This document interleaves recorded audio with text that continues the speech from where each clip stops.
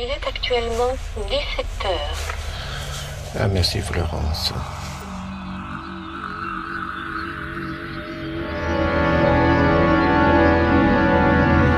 Qu'est-ce que tu vois là? Ces photos de femmes brésiliennes. Je ne sais pas si c'est brésilienne. Ça, c'est une femme magnifique. Ah oui, elle est comment? Avec les cheveux noirs. Oh. Elle a Et qu'est-ce qu'elle fait? la main sur la lèvre. Ah oui. Et il y a des effets de lumière autour d'elle. Mais peut-être c'est pas de Brésil. Hein. Et qu'est-ce qu'il y a comme... Celle-ci à côté, c'est une... Elle a un air un petit peu asiatique, mais c'est peut-être une brésilienne. Ah oui, peut-être, oui. Elle a peut-être un parent d'origine vietnamienne. Oui. Je ne sais pas. Et celle-ci, c'est une brésilienne avec des cheveux frisés. Ah oui.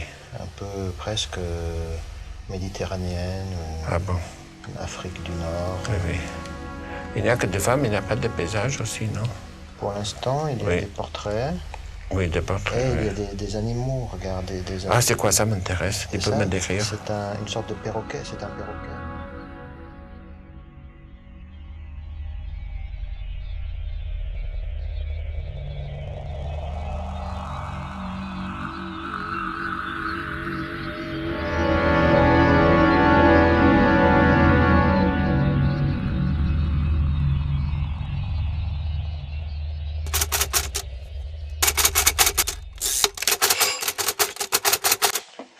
Un instant.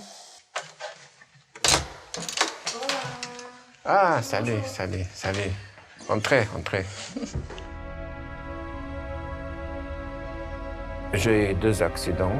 D'abord, j'ai perdu la vue sur l'œil gauche après un jeu avec une branche qui m'a percé l'œil. Et un an plus tard, j'ai trouvé un détonateur. Je connaissais toutes les armes, mais pas le détonateur de mine. Je tapais dessus, ça a explosé et ça m'a privé de la vision de l'œil droit. Donc, presque dans un intervalle moins de 12 ans, j'ai perdu le regard sur les 2 yeux.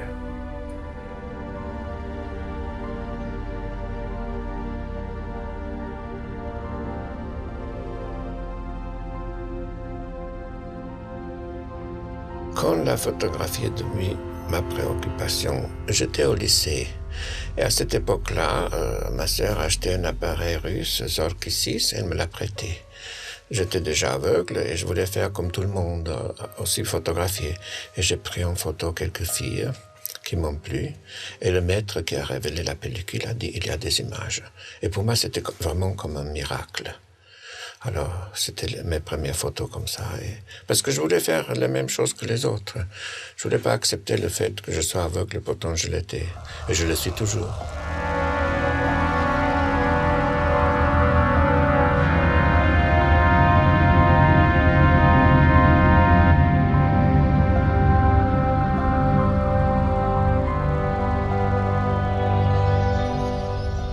Mais alors, Eugène, vous pouvez m'expliquer comment vous prenez une photo? C'est très difficile, je vais m'efforcer. Tout d'abord, il faut que je connaisse un peu l'objet de plaisir, c'est-à-dire votre tête, pour l'image, je veux dire, n'est-ce pas?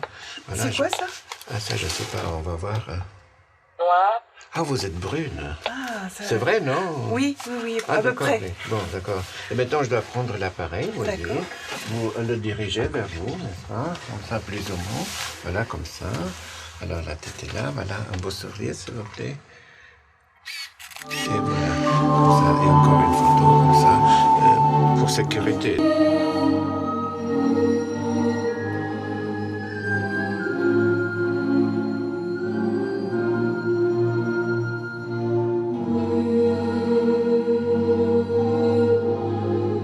Quand je choisis les modèles, je fais attention à ce que mes modèles, surtout les femmes, n'ont pas seulement une intelligence de l'esprit, une spiritualité, mais aussi une intelligence de corps, la sagesse du corps, pour pouvoir se montrer à quelqu'un qui ne voit pas. Когда мы познакомились с Евгением, и он сказал, что ему нужна модель, я сначала тоже так немножечко засомневалась, как это будет происходить, потому что он ничего же не видит. Он выставил аппаратуру и попросил меня встать за аппаратуру, а он садится на мое место модели. И когда я села, он говорил: посмотри, вот сейчас снизу есть что-то, есть граница или сверху есть граница? Я говорю, да, нормально, фиксируй. Я фиксирую. Ну и потом выключается весь свет.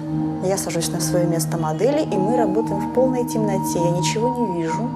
Я понимаю, что я нахожусь в таком же состоянии, как и он, в полной темноте. Это было такое творчество, это как танец. Я была впервые в жизни свободна с фотокамерой, так же, как я свободна, когда я танцую.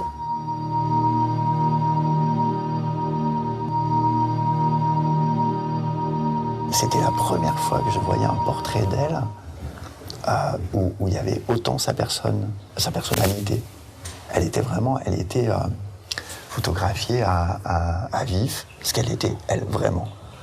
Je ne sais pas comment il s'est débrouillé, mais il a fait un portrait d'elle où elle est exactement elle. Et j'ai adoré cette photo-là. Et je lui avais dit à l'époque, mais tu sais qu'il t'a croqué, mais tel que tu es. Et c'est très beau. Mais ce qui est saisissant, c'est au début, c'est de se dire, mais comment on peut faire quelque chose sans le valider soi-même? Donc ça, c'est ma nièce Véronica que j'ai photographiée sur un champ que j'ai vu autrefois. Je lui ai demandé de courir, de danser. Elle avait sur elle une petite clochette que j'écoutais. Donc en réalité, j'ai photographié la clochette, mais la clochette ne se voit pas. Alors c'est une photographie de l'invisible.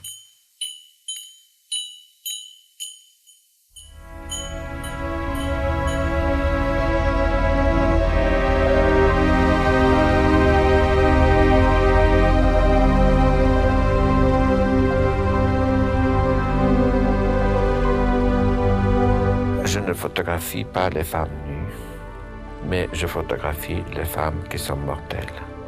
Parce que être nu, selon la Bible, signifie devenir mortel. Lorsque nos ancêtres, Adam et Ève, ont compris qu'ils étaient nus, au même moment, ils ont compris qu'ils sont devenus mortels. Ça veut dire dans le temporel. Et photographier la nudité d'une femme signifie photographier sa mortalité. C'est en même temps très beau et très tragique.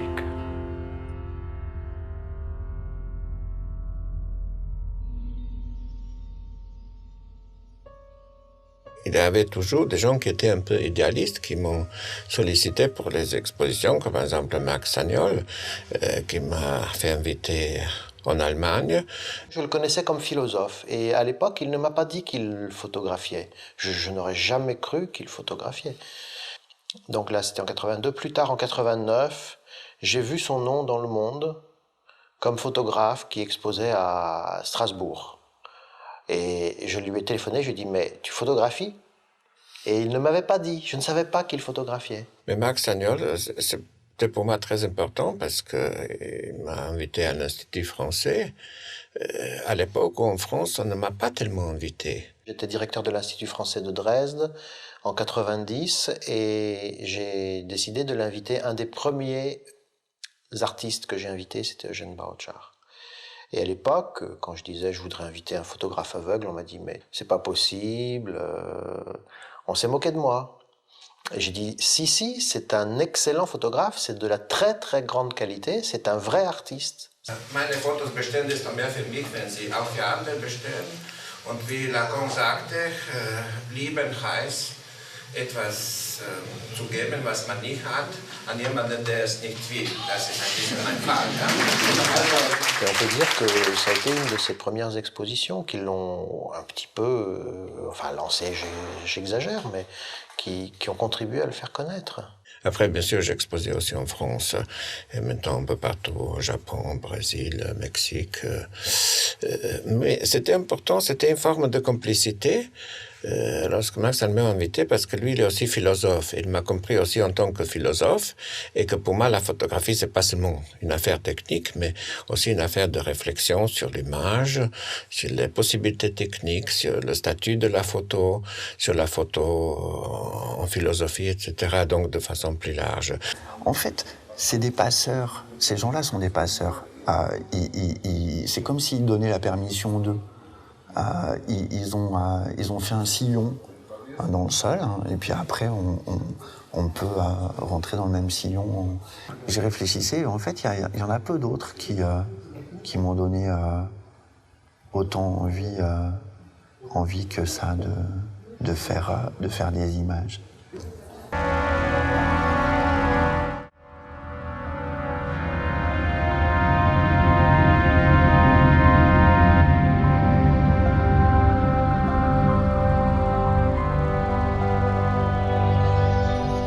C'est vraiment quelque chose qui m'a fait franchir un pas. Ce qui est très drôle, c'est tridimensionnel. Je ne sais pas si c'est pas la profondeur qui est rajoutée, c'est le temps. En fait, c'est comme une image avec du temps. Parce qu'il y a le mouvement de la lumière dedans qui va faire qu'il s'est passé du temps pendant la prise a duré. Et c'est quelque chose d'incroyable. Il amène du temps dans la photo. Et le temps, c'est ce qui nous manque toujours quand on peint ou quand on fait des photos. C'est l'élément qu'on n'a pas. On capture une image, mais une durée, on la capture pas. Et là, il capturait une émotion d'une sculpture qui est tridimensionnelle dans la durée. Et alors là, moi, c'était un gros flash parce que c'est tout ce que j'aime, quoi.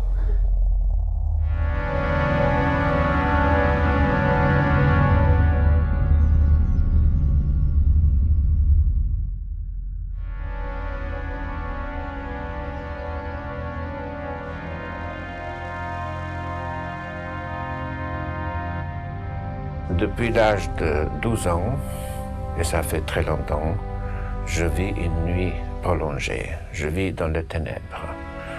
Je vis dans l'obscurité. Donc, mon milieu existentiel, le milieu de mon existence, de mon quotidien, ce sont des ténèbres. C'est l'obscurité. Alors, je ne peux pas faire les photos en plein jour parce que le plein jour ne m'appartient pas. Mais ce qui m'appartient, c'est le volume, c'est-à-dire c'est l'infinie richesse des ténèbres, de l'obscurité. Je suis dans les ténèbres, c'est ma demeure, c'est mon pays, les ténèbres, et donc je travaille aussi dans les ténèbres.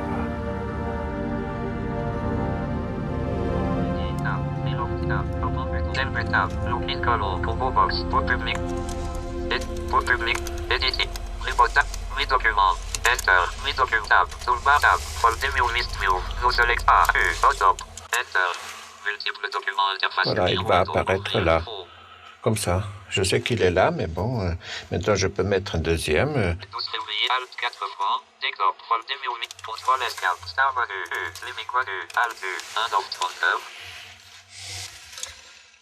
Windows Logo. Si pour les gens semble tout ça impossible, c'est pour une raison très simple, c'est que les aveugles à travers l'histoire étaient un peu sont toujours mis dans les ghettos, et moi j'essaie de faire les choses que font aussi les autres. Bien sûr, il y a des solutions techniques, et puis il y a la volonté, et puis une résistance, une révolte. Comme j'étais voyant avant, je connais ce monde, je suis toujours dans les deux mondes, et j'essaie de résister, me révolter. C'est pas un trait de caractère, c'est une forme de recherche de liberté. Et le possible, là-dedans se trouve parfois la liberté, mais seulement dans le possible. Dans l'impossible, c'est la prison, c'est les prisons, c'est les oubliettes, l'enfermement.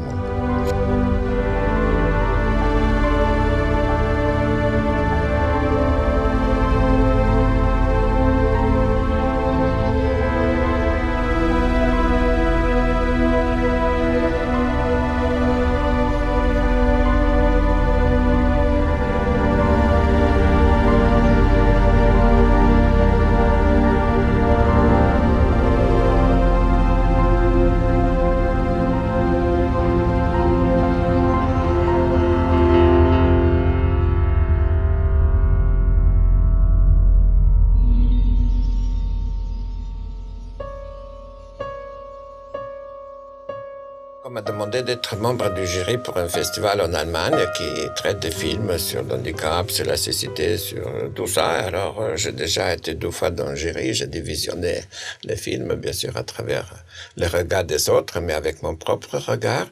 Et bon, j'ai fait mon choix. Mais j'étais aussi une fois membre de jury pour la jeune création vidéaste en Europe, à Aubagne, près de Marseille.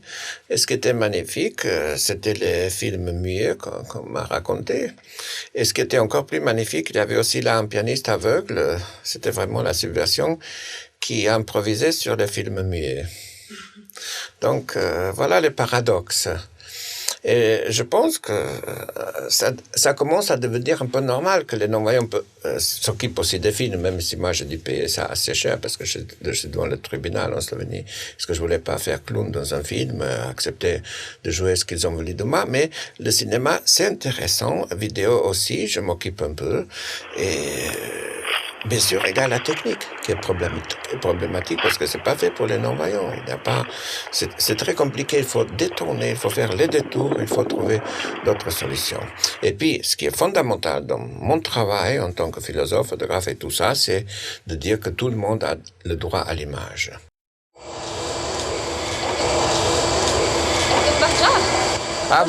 Bonjour, c'est Aline. Oui, bonjour, enchanté. Parfois, pour une idée qui me passe par la tête, je suis prêt à faire un voyage pour réaliser une photo. Je rêve, par exemple, de photographier la tombe d'Antonio Machado, de Goya, comme j'ai fait la tombe de Borges, mais je rêve aussi de photographier un Russe qui n'est pas mort, qui vit toujours, très célèbre, et j'espère peut-être réaliser ce rêve. Alors là, on arrive devant la tombe. Alors, il y a les fleurs sur le devant avec de la verdure. Et puis la tombe, la pierre tombale, je vous amène. Un peu plus loin. Alors, voilà. Là, il y a la pierre. En dessous, il y a l'inscription. Oui. Quoi? Et puis, il y a une gravure avec... Lisez l'inscription. Avec des personnes qui tiennent des outils, en tout cas des armes dans les mains. Voilà, T-Max, oui, c'est ça. C'est ça. Voilà. Donc, je ferme. Est-ce qu'il y a un numéro 1 dessus? Non. Oui, ça doit être. Là, oui. Là c'est Est-ce que l'objectif est propre? Oui, là, c'est bon. C'est bon? Ouais. Voilà, parfait. Est-ce que vous voyez ma main, là? Non, un peu plus bas. Encore un peu plus bas. Comme ça? Encore un petit peu. Comme ça? Sinon, vous n'avez pas le pouce. Comme ça? Là, oui, vous l'avez. Oui.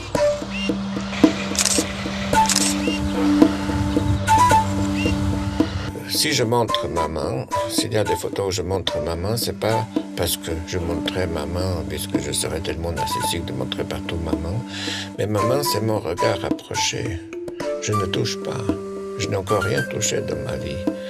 Mais je regarde de près. Et ma main, c'est ce regard rapproché qui va vers les objets, qui va vers l'autre, qui ne touche pas, mais qui regarde de près parce que je suis atteint tout de même d'une forte myopie, enfin ce qu'on appelle la cécité. Donc c'est ma main qui va en avant, qui regarde, mais qui regarde aussi les lettres et des objets de très près. C'est le regard rapproché. Donc je montre la main aussi pour dire que ce sont des vues tactiles, que ce sont des regards rapprochés et que ce sont aussi des regards érotiques. Érotique, ça veut dire de près, rapproché, dans les ténèbres, dans l'obscurité.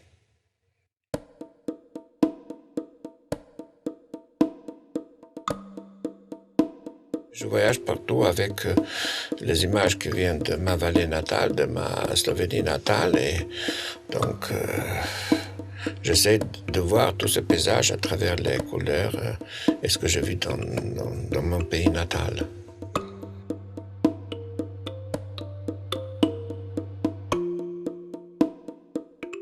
Moi, j'ai choisi Paris pour une raison très simple, c'est que mon pays natal, la Slovénie, n'était jamais en guerre avec les Français, avec la France. Donc c'était un peu le mythe de Paris, une grande ville, l'anonymat de Paris, bien sûr. Après, il y a aussi les déceptions. J'ai choisi pour ça, pour les contacts. Maintenant, peut-être je pense autrement, mais à l'époque, j'étais peut-être un peu naïf. J'ai choisi pour des raisons affectives parce que les guerres sont venues chez nous par les autres et pas par les Français. Donc c'est ma deuxième patrie et je tiens à souligner que je suis double national, donc franco-slovène. C'est pour cette amitié pour ce peuple qui nous a jamais envahis.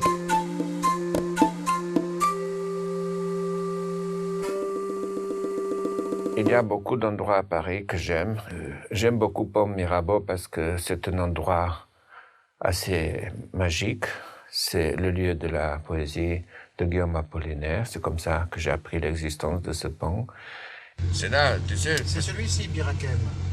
Birakem, c'est lequel? Nous sommes à Birakem. Non, nous sommes à Birakem, et là, le premier en face, c'est Mirabeau. La statue de la liberté. Là, tu traverses et tu peux te garer là. Chaque fois, si je peux, si je suis à Paris le 9 novembre, je vais sur le pont Mirabeau. Je ne savais pas que ce jour-là, il y a aussi des dates qui sont assez fatales. Donc, il y a... Ici, il y a le P. P. Oui. O. N. Voilà. T. Oui. Plus loin, un peu plus loin, ici, M. Oui. I. Oui. R. R. A. A. P. Oui. Sous le pont Mirabeau Voilà. coule la Seine. E. A. Et nos amours, faut-il qu'ils m'en souviennent? La joie venait toujours après la peine. Vienne la nuit, sonne l'heure, les jours s'en vont, je demeure.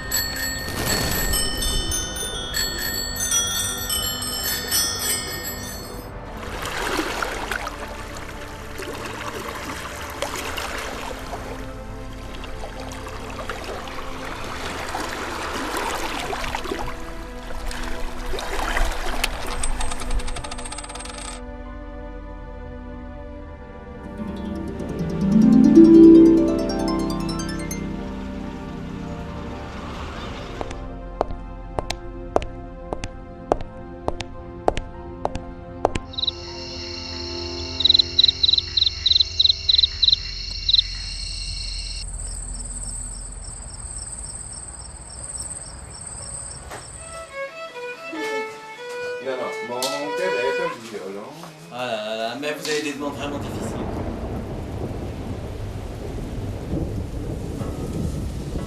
À cette question, si j'étais un voyant, si c'était possible de réaliser, je peux dire que je suis toujours voyant. C'est-à-dire, dans ma mémoire, dans mon être profond, je suis aussi voyant. Je ne suis pas que non-voyant, je suis un peu les deux. Mais ça dépend de quel côté je me situe parfois, un jour ou l'autre. C'est vrai que je suis devenu non-voyant aveugle, comme on dit, à l'âge de 12 ans, mais il y a les deux personnes qui vivent en moi. Si j'étais vraiment physiquement voyant toute ma vie, peut-être je serais un ingénieur, un constructeur, parce que je faisais déjà des choses plutôt militaires, comme enfant, tout ça, mais j'ai fait aussi des moulins à l'eau, des petites centrales hydrauliques sur les ruisseaux, et des choses comme ça. Bon, ça m'amusait beaucoup. J'ai fait des grenades incendiaires, les fusils, les petits canons, l'appareil à souder à ma façon, des choses comme ça. Donc peut-être je serais ingénieur, je sais pas. Et ma profession, je sais pas, c'est surtout de réfléchir, d'être philosophe, de réfléchir aussi la photo. Je suis pas vraiment un photographe, je suis quelque chose photographiant, je suis pas photographe au sens traditionnel du terme. Le destin existe, oui, et c'est très dur le destin, mais parfois il faut le prendre par le cou, résister tant que possible et pas se laisser aller, mais le destin, ça existe. Je crois au destin. Je crois aussi aux anges qui sont médiateurs entre le monde visible et invisible. Et puis, je crois aussi que la beauté sauvera le monde, comme a dit Dostoïevski. Krasota spasiot mir, je crois à ça aussi. Et puis, beaucoup à l'amitié, à la complicité. Et qu'un jour meilleur viendra aussi pour ceux qui ne participent pas de façon directe au monde visuel, mais par la parole, par la description, par d'autres moyens.